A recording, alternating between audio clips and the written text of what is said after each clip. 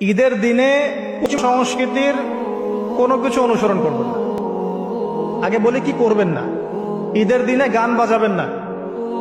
শয়তান 30 দিন বন্দি থাকার পরে ঈদের দিন দেখলে যেন মনে না হয় যে শয়তান ছাড়া পেয়েছে, এমনটা যেন মনে না হয়। ঈদের তো দরকার নাই। এই চাঁদ রাত বলে একটা কথা আছে না, চাঁদ রাত, আপনারা কি বলেন জানি না, আগের রাত। আমাদের এলাকায় চাঁদ রাত বলে, ঈদের আগের রাতকে চাঁদ রাত বলে। ঈদের চাঁদ যেদিন দেখা যায় আর কি, সেটা। তখন দেখি ইতেকাফ থেকে বের হই, দেখবেন রাস্তাঘাটে বাজারে সাউন্ড বক্স, গান হচ্ছে, ডিজে পার্টি হচ্ছে, রেস্টুরেন্ট ভরি গান হচ্ছে, সাউন্ড বক্স বাজছে। মনে 30 দিন শয়তান বন্দী ছিল, আজকে রাত্রেই খোলা পেয়েছে।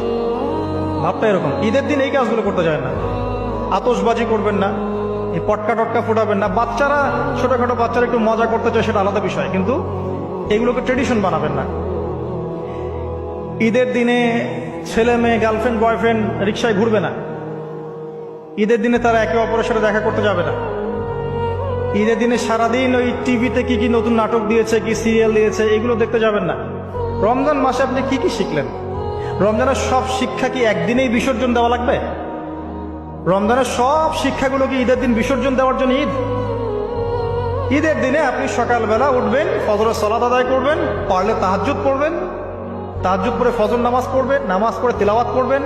আপনার দিন শুরু হবে কোরআন তেলাওয়াত দিয়ে, আল্লাহর জিকির দিয়ে, ইস্তেগফার দিয়ে। এবার সকাল সকাল গোসল করবেন, সকাল সকাল গোসল করে মিষ্টি মুখ করবেন, খেজুর খাবেন, সেমাই খাবেন ইত্যাদি।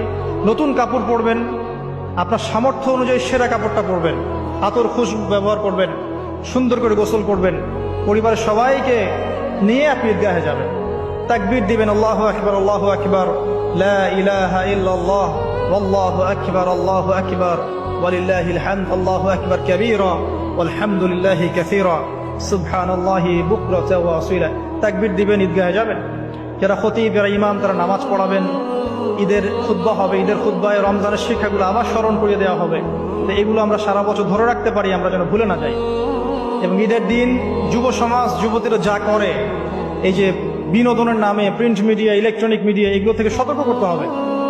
ঈদের দিনে boyfriend girlfriend tradition, free mixing, ঈদের দিনে বেলাল্লাপনা, মিউজিক করা, কনসার্ট করা, হাবিজাবি, সব কিছু থেকে ওরা যেন দূরে থেকে ইসলামী সংস্কৃতি নিয়ে পরিবারকে সময় দেয়, নামাজ পড়ে, ঈদের দিন কোরআন তেলাওয়াত করে, বাসায় গিয়ে নফল নামাজ পড়ে, আবার জোহরের নামাজ জামাতে পড়ে।